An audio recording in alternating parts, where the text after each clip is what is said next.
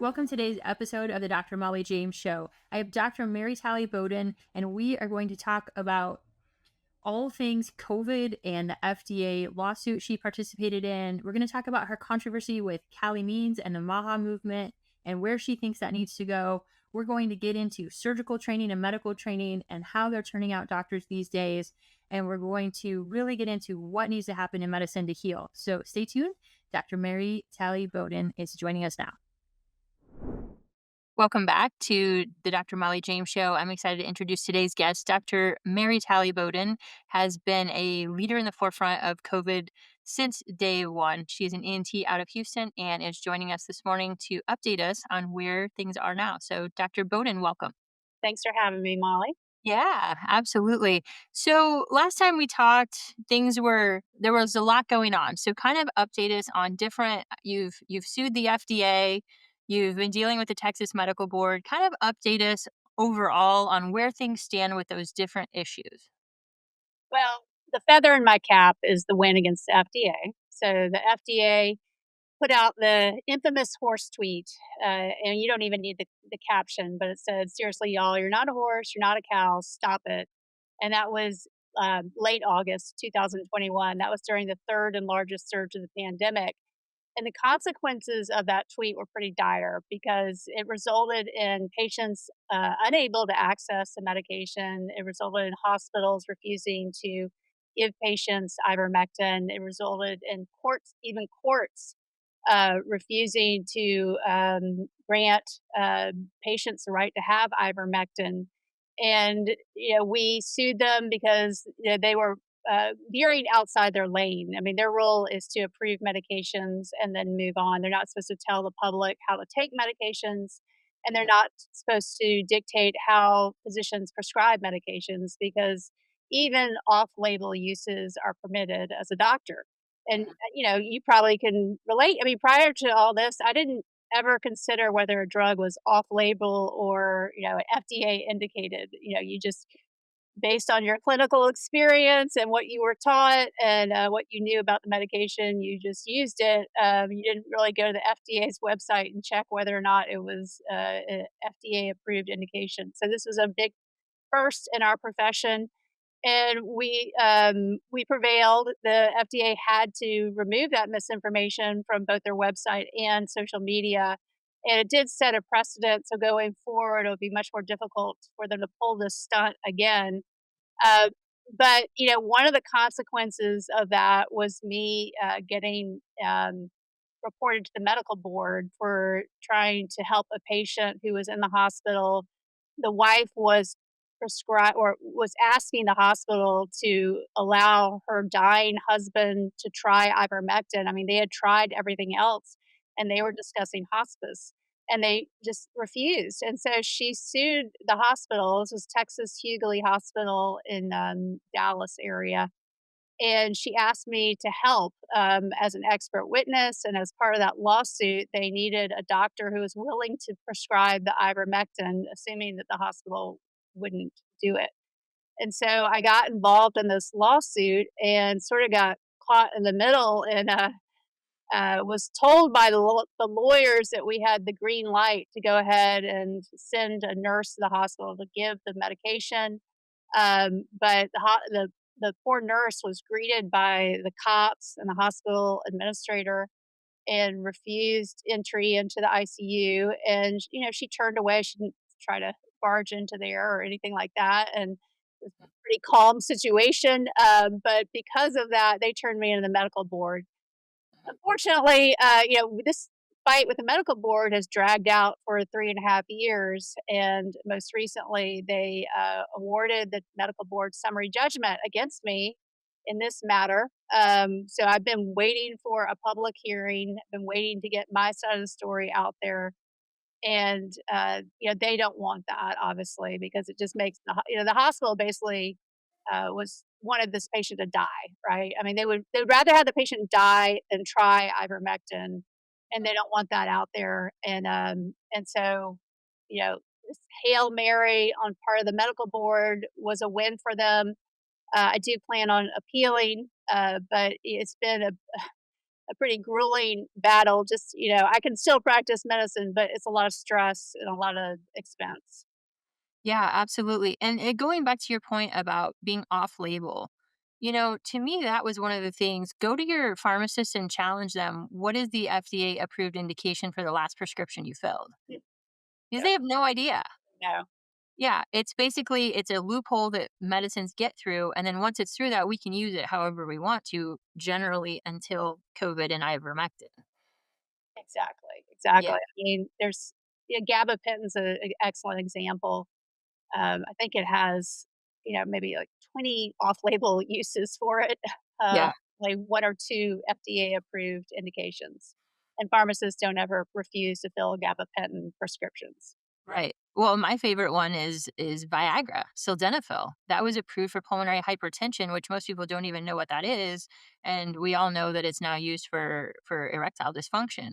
And nobody's slowing that down, I can assure you. Exactly. Yeah. Yeah. Exactly. Yeah. So, you're still practicing, you're in Houston.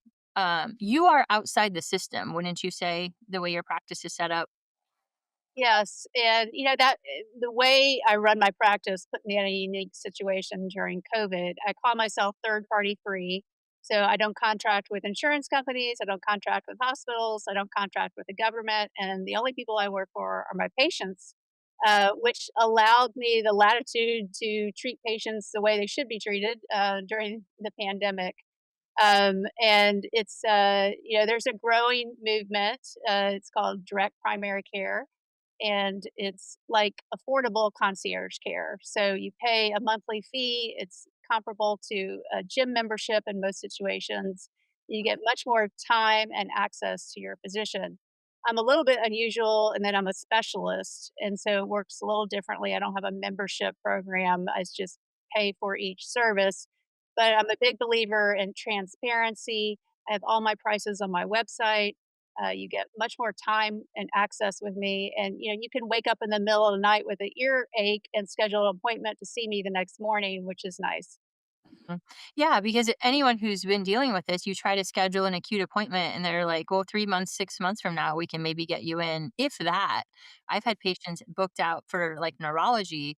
It's over a year until they can get in. So, It's a weird trend that we're seeing that you can't get in to see a doctor. It's like we're socialist medicine and people can't get in to see physicians. It's very weird.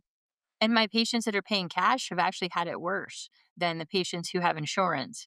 And that to me makes no sense. So, just having the access and knowing there's somebody you can call is a huge thing that people don't necessarily recognize until they really need it. Yes, it's an evolving situation in medicine. I don't think it's evolving in the right direction, but we'll see. Yeah. So tell us, what's interesting to me is that as an ENT physician, you are seeing patients with COVID vaccine injuries, because you're one of the places they know to go. You've made it, you're nationally known. What are you seeing with that? And are those patients still coming through the doors?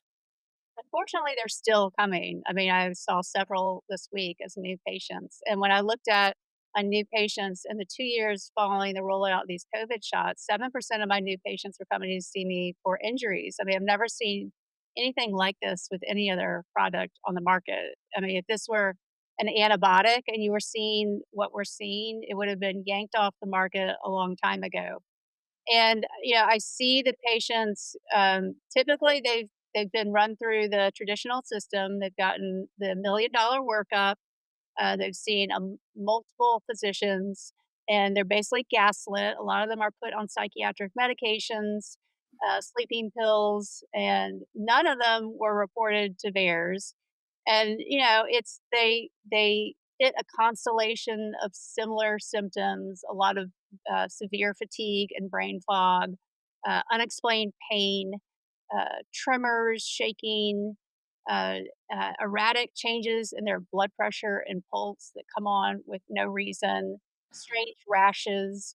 I see tinnitus or ringing in the ears, but as an ENT, that's not very unusual anyway. So, but it's very unfortunate because as they're difficult to treat. I'm seeing improvements, but it's not like, handing somebody an antibiotic and they're better in a week. It's a struggle. It's a long journey to getting better, and it's also very muddy as to what we should do because we just don't have a lot of research going on, and I feel like we're just on our own trying to navigate this.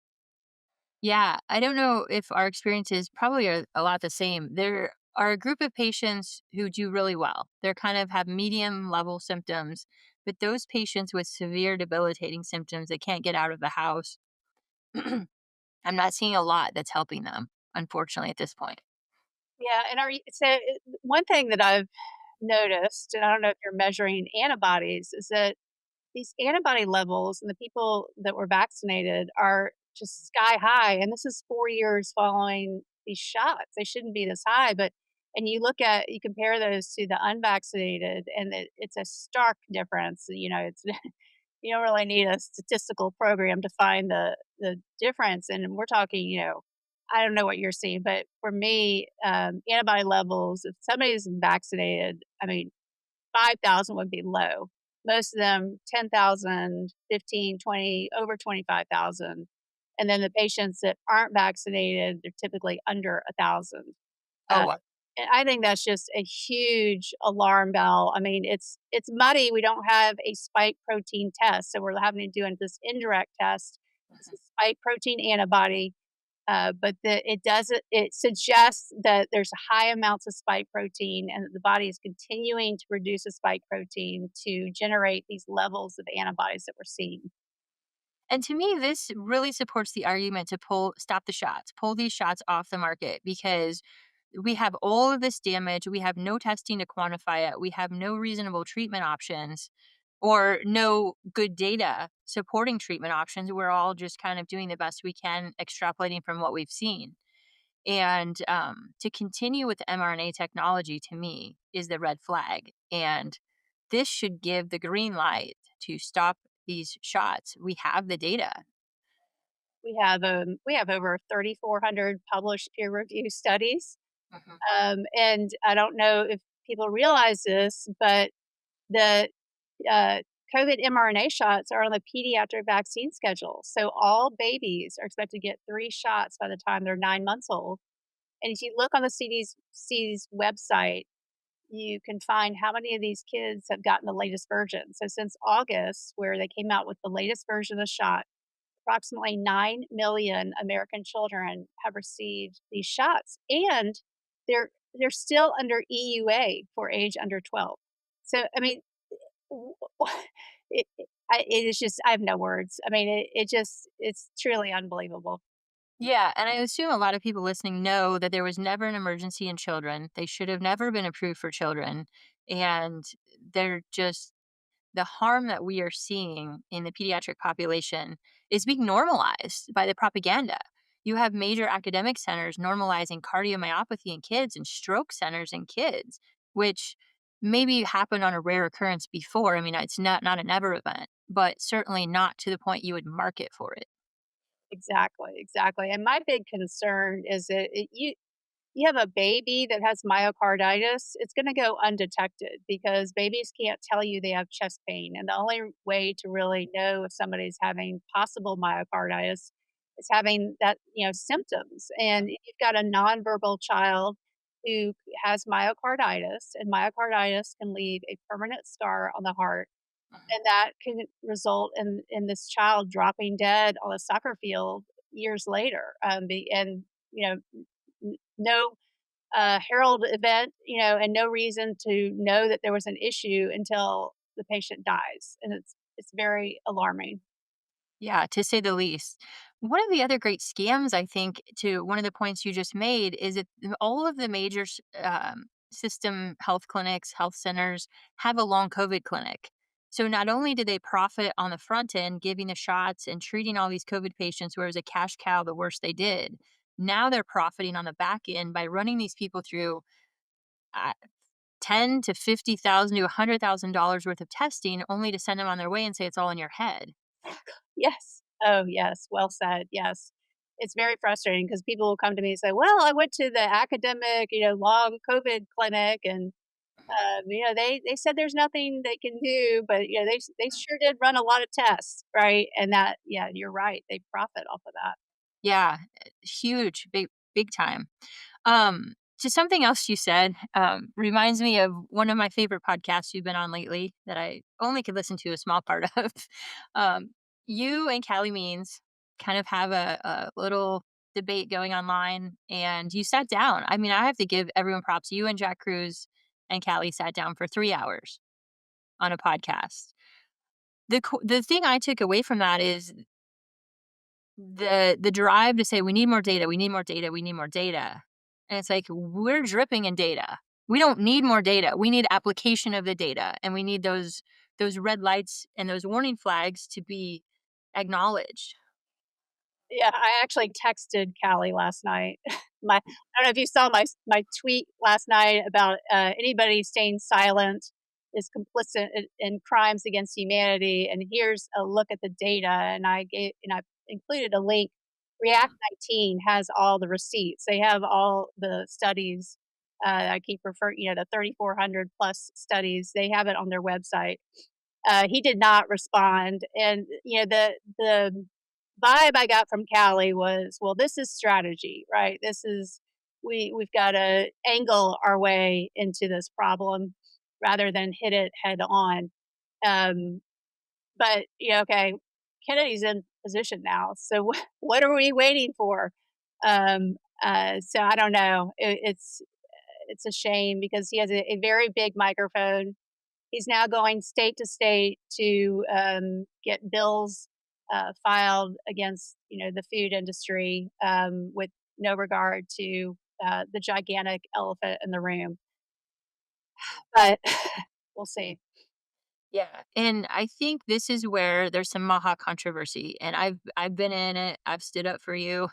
I don't know if you know that, but you've got this Maha unit that came together under unity, which we all want the world to be better. We want people to be healthier. We want to get corruption out of the healthcare. I think there's a lot of overlap in that. But you have this one faction that went off on seed oils and Fruit Loops, and you have the rest of us saying children are dying. We need to hit lethality first, and then we can go to the bigger chronic issues. Right. And my thing is, we support Maha's message, they don't support ours. So, we embrace that message about the food and seed oils and all of that. But why can't they embrace our message? And that's what's worrisome and what makes me think this is their intentions are not good. And most of the Maha movement is driven by moms. And I believe it truly did start with the moms of vaccine injured children that have been talking for a very long time without a microphone. And so I know that spirit is in the movement, but we've got to see the mRNA shots. We've got to see those pulled off the market. We've got to see our children being protected. The adults can make bad choices. That's everyone part of medical freedom, and the really frustrating part for me is adults have the opportunity to make bad choices, but children shouldn't be subjected to this just because their parents aren't smart. Right. And even every medication, every drug has risk benefits, and a patient has to make the ultimate decision. Mhm. But this product is goes beyond that. I mean, the data is based on fraud. There was so much cover up and censorship, and it's just not your typical pharmaceutical product. So, I mean, I would argue that it's very unethical to even let adults do it. And I agree with you. I think, yeah, it's indisputable that kids should not be getting this product. Yeah. So let's go into that a little bit because you have a great Substack, and a lot of what you're putting out I've referenced over and over. And one of those is you got to the root of some things like no license for disinformation. And I think the average listener out there who says, hey, COVID's over and we're back to normal, they don't realize what was weaponized against doctors like you and I and our colleagues who were trying to help and who were trying to like ring those warning bells. Can you go back and kind of share a little bit of information about that organization and some of the other things you uncovered? Yeah, so it's interesting when you look at the timeline of events surrounding the COVID shots. It was an orchestrated attack, and it was run by the government. In March of 2021, the government was frustrated because people were not buying it, and they were hesitant to get these shots. So Biden doled out $11.5 billion into propaganda. He gave this money out to 275 different influential groups, and that number grew to 17,000 over time, and allocated $11.5 billion just for people to influence the rest of the public to get the COVID shots. The day that that was announced was the exact day that Houston Methodist Hospital declared they were going to become the first hospital in the country to mandate the shots. That was April 1st, 2021. Then that summer and that fall, we had the third and largest surge of the pandemic. The FDA came out with their horse tweet in late August. Following that, Biden mandated the shots. And following that, a slew of doctors around the country, ourselves included, got notifications from the medical board that they were under investigation. One of the groups, one of those, well, there are multiple influence groups, but one of them in particular was called No License for Disinformation. And they were, waging an online campaign to have random people report us to the medical board. Now, they've run and hid and dissolved their their little whatever you call it, their little group. Uh-huh. Um, but yeah, and there, there was Team Halo. There were other groups. There were, Shots Heard around the world. Mhm. But a lot of these groups, and they were funded by our own government. Yeah. So the money came from, like, let's track that a little bit. The money came from the CDC Foundation to some of these folks. Like it was funneled, right? It wasn't just an overt payment. Well, yeah, it was a web that was untraceable, right? I've tried to trace it. It's very hard. Mhm, But the core of it was this COVID-19 community core that Biden laid out August 1st, mhm, 2020, I mean, April 1st, 2021. mhm. And that was the root of it, billions of dollars. And then it was dispersed in a way that is virtually untraceable. Mhm. The thing that really got my attention with No License for Disinformation, by the way, their website is now a fire department somewhere in New Hampshire. If you pull up their website, yeah, um, is you track their funding, and their funding went from what 300,000 year to 17 million, I think the number was in 2019. Like it was a dramatic increase in funding right during COVID, and then all of a sudden they disappeared. So I'm wondering if those 75,000 IRS agents, or if they're going to be auditing groups like that, where they just mysteriously disappeared and had all this money. That's an excellent question. Well, I'm going to have to tweet about that soon. Did you get your Twitter account back yet? Literally an hour ago. Hey, hey. Yes. So I got hacked and I've been off for 6 weeks. And I think Twitter's been under fire. They've been attacked from the outside. I think, Tesla, people are bombing Teslas right now in protest of Elon Musk exposing corruption. So I don't know if they've been busy just trying to protect the platform or there's been a lot of turnover, but it took 6 weeks and multiple attempts. And I had a cybersecurity expert trying to help me. So So sorry. yeah, yeah.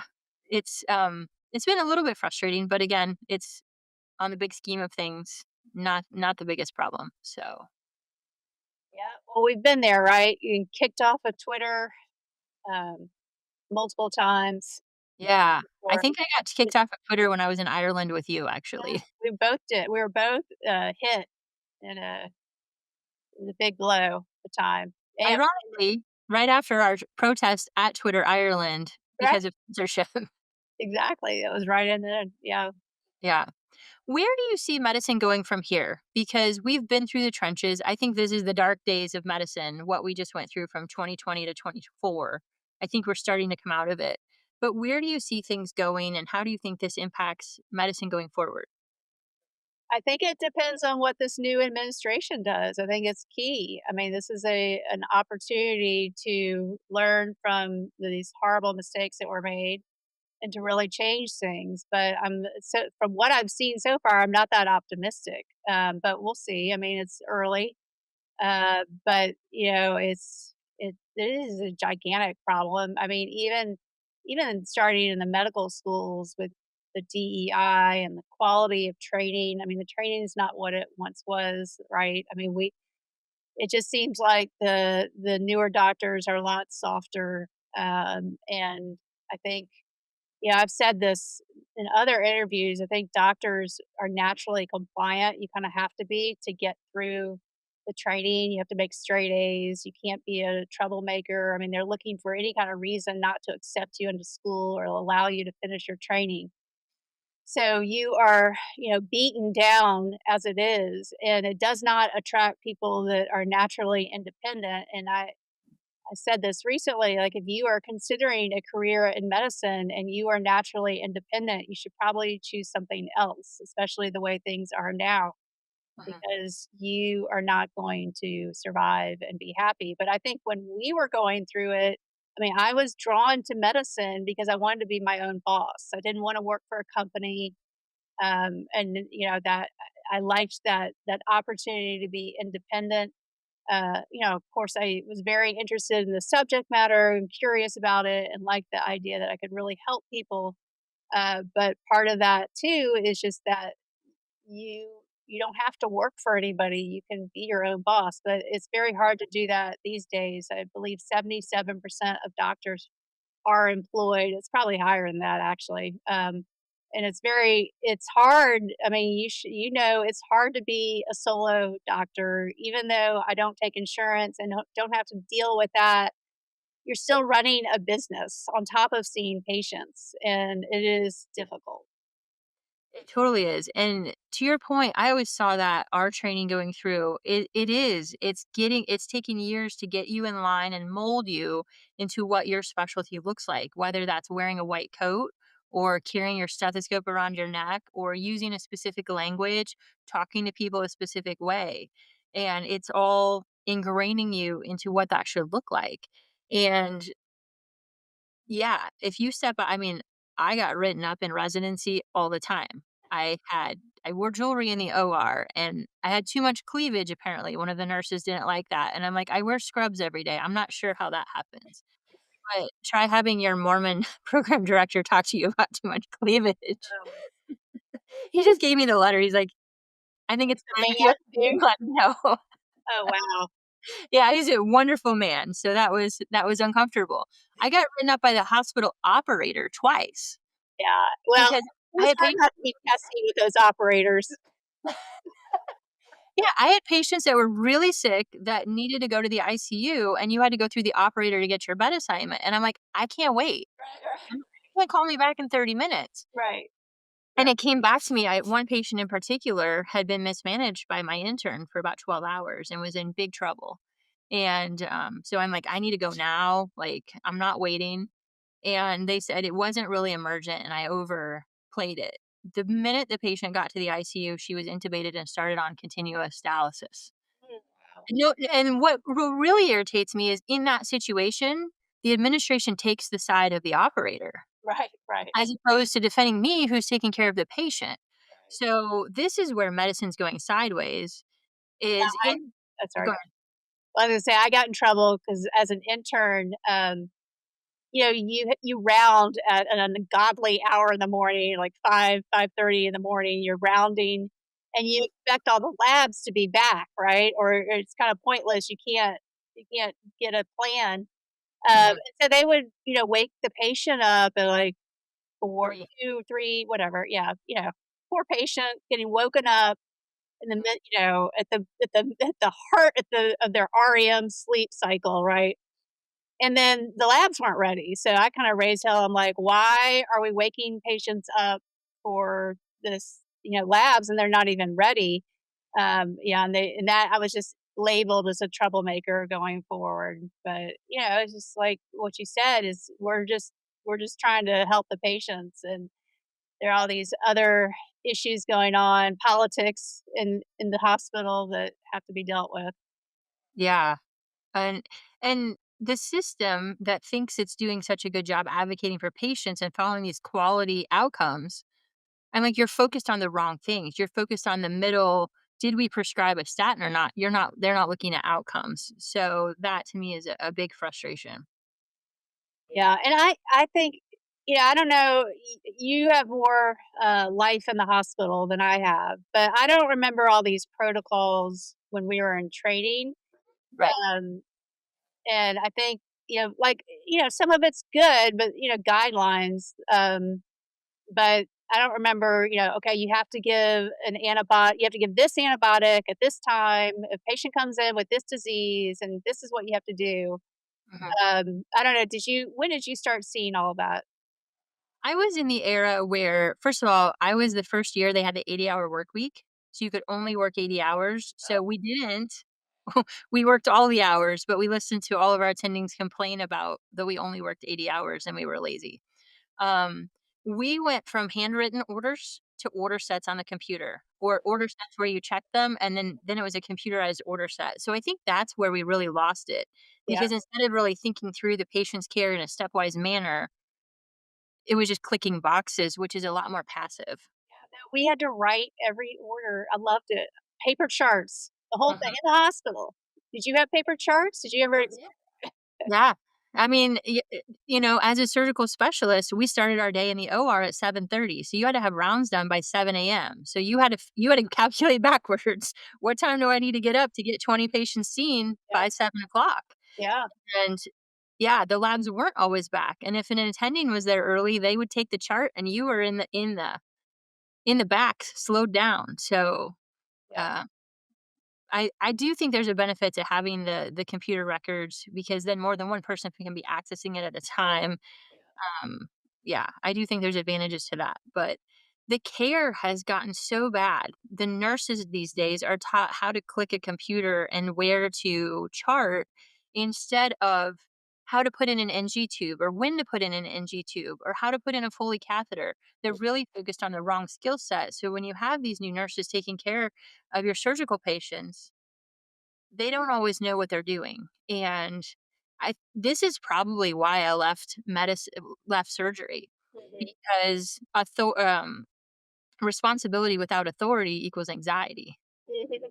And so I had all this responsibility to take care of these patients and no authority to make sure it was done correctly. I learned that. So, ENT, there's sort of a wide range of operations you can do. There's very sort Mhm. of straightforward bread and butter, take out tonsils, put ear tubes in, and then you have these gigantic head and neck surgeries that, and Hours.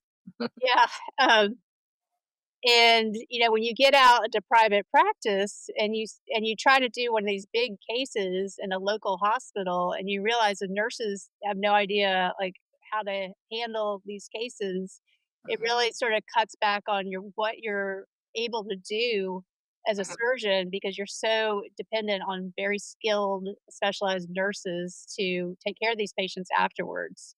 So it's interesting. I didn't realize that during my training, and it was sort of a rude awakening. I put somebody on the floor with carotid blowout precautions, fistula, and they were like, we're gonna transfer this patient because they just have no idea. But it's the nurses are vital.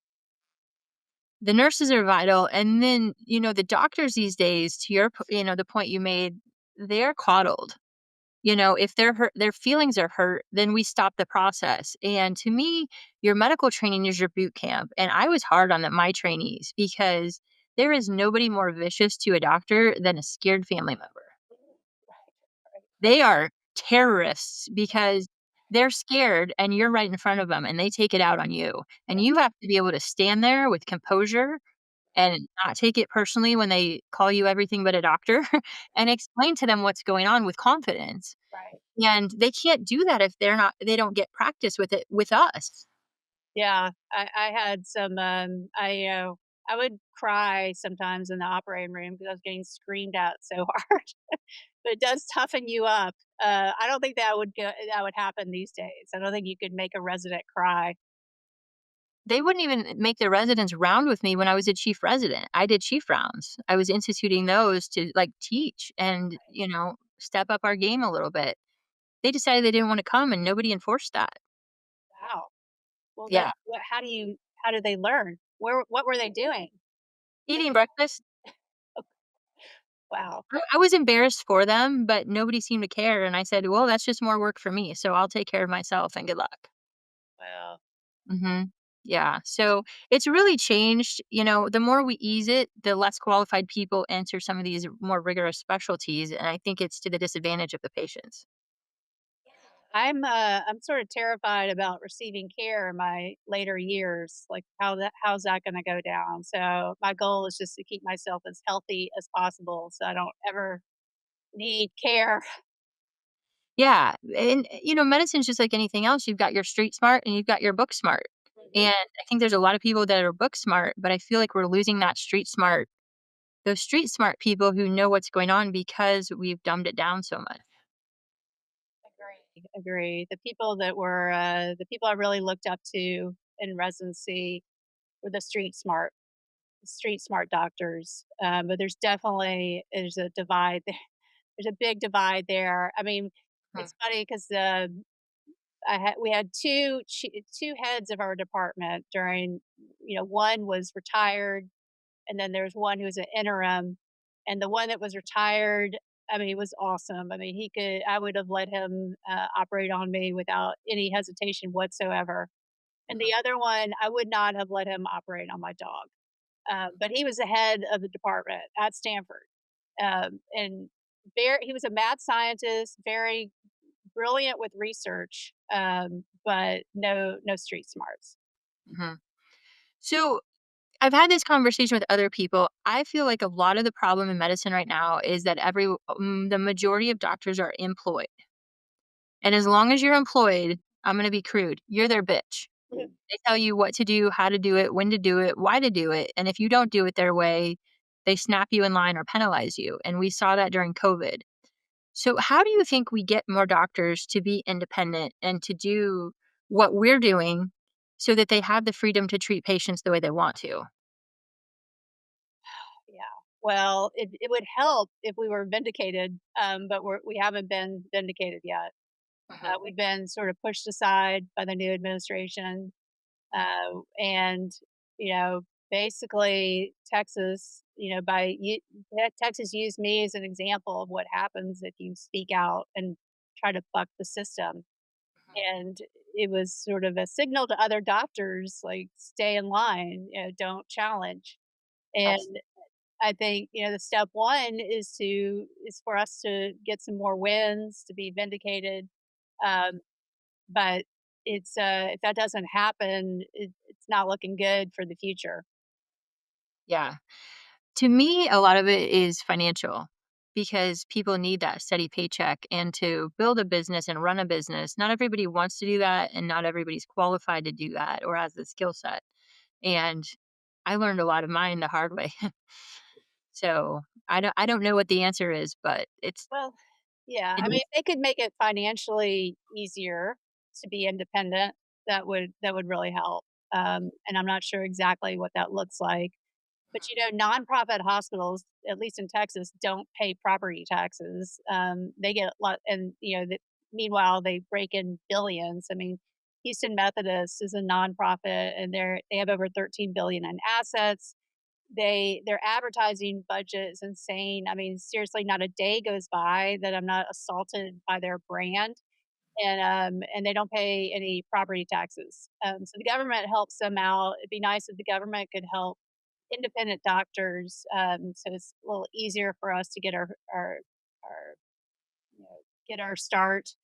Uh, and it's if I didn't have this sordid reputation, I think I could expand my practice and make this something very lucrative to other doctors in terms of allowing them a lot of freedom, and not, being subjected to a bunch of third party interference. So I think it could definitely work. It's just,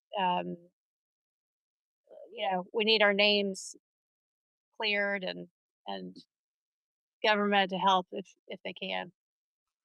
Yeah, as far as that goes, that process is still weaponized. I got home a couple weeks ago to a letter that a board complaint had been filed against me Ugh, because was not I was not board certified as I advertised on my website. And this individual said they looked at the American Board of Surgery, the American Board of Internal Medicine, and verified that I was, in fact, not board certified. Those are not my boarding agencies. That's not who I'm boarded through. I'm a DO. I'm through the AOA. And not only am I board certified in all of the things and more, I actually wrote the damn boards. And so I went and did some research on the individual, and there are pictures of her abortion clinic and with Hillary Clinton. So what? this was politically motivated. Oh, that's awful. Yeah. And so the weaponization has continued. And just like we're seeing Teslas being bombed right now, the same thing's happening on a smaller scale politically with doctors like us. And it's going to continue. And I think we need some reform in the medical boards, that it needs to be a patient that has a stake in the game that can file a complaint. Yes, exactly. I know they've tried to pass that in Texas, and it's failed. Yeah. So, if you're listening to this, I would contact your legislators, put together some kind of laws or legislation that protects doctors under a medical board. Have very little due process. We're generally not even notified who files the complaint or what the complaint is, just that there is one. And so I think that would help as well to even the playing decks so that people can't file these ludicrous complaints showing their own ignorance along the way. Yeah, and if you get a complaint, you're basically looking at least $5,000 to get it resolved, even if it's completely, a worthless complaint. It's a big deal, and it's a lot of stress. Yeah. And we should be able to file for frivolous, compensation for frivolous, um, I don't know what it would be called, complaints or, defamation or something to hold those people accountable for what they're doing. Yeah, agree. Yeah. And even, if what I've just sort of I've never gone through this before, learning as I go. They can drag this process out as long as they want, and the process is a punishment. And I mean, 3.5. Yeah, I'm so dangerous that they've dragged it out for 3.5 years. Uh, God, but it's over $200,000 in legal fees. It's just crazy Same. because I was trying to save somebody who was dying. Yes. Yes. It's ludicrous to me. And of course, in hindsight, they take it out of context. They take away the urgency. They take away the emotional pleas of these family members who were reaching out. It's all very cut and dried. And, well, why didn't you do this? And isn't this a procedure? Well, nobody was following procedure at that time. Well, yeah, like I said, I mean, I'd never been in this sort of situation before where I have a dying patient and they're in a legal battle because they were being refused a very, very safe medication, which I believe should be over the counter. Um, and I did the best I could, and I followed the lawyers, given that it was a legal case. It seemed like the sensible thing to do, but apparently not. So, if people have heard your case, hopefully not for the first time, where can they follow you? Where can they find you? And where can they support what you're doing and try to help offset those legal fees? Well, I'm trying to, if I can get more subscribers on Twitter, on X, it gives my voice more reach, and it's only $2 a month. So that is a big help. I also have a Substack, and people can subscribe to that as well. And both of those, my handle is MD Breathe. Hmm. Okay. So, subscribe on Twitter, $2 a month, and that gets you in the medical freedom fight, supporting one of the fiercest fighters out there. And Substack, MD Breathe. Final thoughts from you about where we're going with all of this. If RFK is listening, what should we do? How do we move forward, and how do we recover from this? Well, I think all these bureaucrats, all these politicians, who, everybody thinks, okay, mandates are over, let's move on. And I just have to say, eliminating mandates is not enough. All these people are not getting these shots anymore. They would never give them to their children. They would never wish them on their grandchildren. And so if they're not safe enough for you and they're not safe enough for your children or your grandchildren, then how are they safe enough for everybody else? Because, if you are not getting these shots, then you are defying the CDC's recommendations. So the CDC wants everybody to get an annual shot. It wants older people to get 2 shots, and it wants babies to get 3 shots. And so, if you are in a position of power or influence and you are staying silent, then you are complicit in crimes against humanity. Thank you very much for that. I agree with you totally. So, as always, tune in next time for another great episode of the Dr. Mollie James Show. Thanks for joining us.